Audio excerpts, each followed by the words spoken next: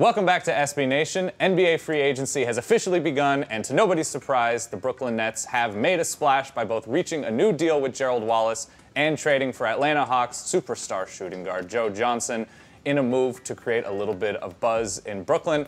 Our very own Ben Golliver has more on the Nets' plan and, of course, the Atlanta Hawks deciding to rebuild as the efforts to pursue both Dwight Howard and re-sign Deron Williams continue. Here's Ben. We spent last week in the NBA talking about the franchise-changing talents that were available in the 2012 NBA draft. This week we're talking about a franchise-changing move, and that would be the one the Nets have made from New Jersey to Brooklyn.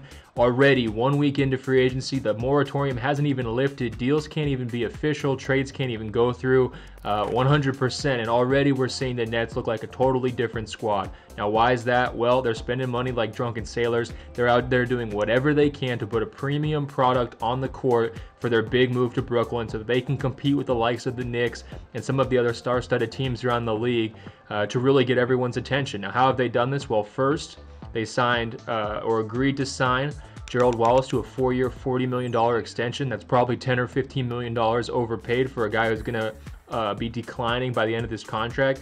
But he gives you a versatile two-way player, a guy who can get out and transition, a good culture and locker room guy by all accounts from Coach Avery Johnson, and a guy who they had a lot of sunk cost into because they had sent out a first-round pick, a lottery pick for him back in March's trade deadline. Now, the second move, and probably the bigger move this week, was on Monday.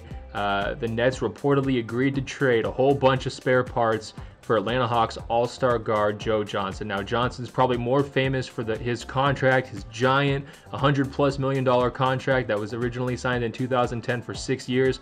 There's 4 years and nearly $90 million remaining on it. That's an A+++ contract if you're an agent for probably a B+ player, but the Nets, they're really all in at this point. They're trying to do whatever they can. All of these moves, the Wallace move, the Johnson move, are aimed at proving to all-star point guard Deron Williams that they're ready to win now. They're going to assemble a winner, a team that can go deep into the playoffs around him. And that's going to be the next move that comes up this week. Williams is expected to sign either a 5-year extension with the Nets or a 4-year contract with the Dallas Mavericks.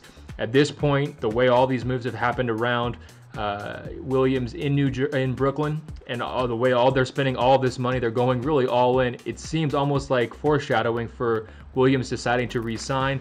They made it clear that he's going to be a package deal with Jason Kidd. So now you're talking about a team that has a pretty decent chance to be maybe, the 4th or 5th or the 6th best team in the Eastern Conference on paper, barring any other future moves. If you're Atlanta, here's what you got back. Jordan Farmar, Deshaun Stevenson, Johan Petro, Anthony Morrow. A few nice players, but really it's all about shipping out Johnson's contract, beginning a rebuild under new GM Danny Ferry.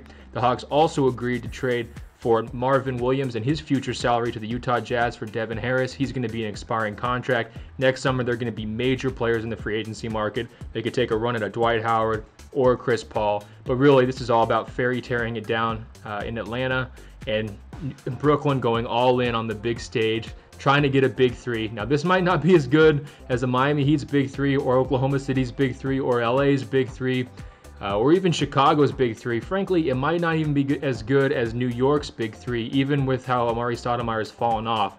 So we can probably say that Brooklyn at this point has the worst big three in the NBA, but that's not the worst thing in the world. They will be a lot better than they were these last couple of years, and they won't lose Williams most likely, and that's the key to this trade. Check us out on SB Nation YouTube, or check us out on sbnation.com/NBA.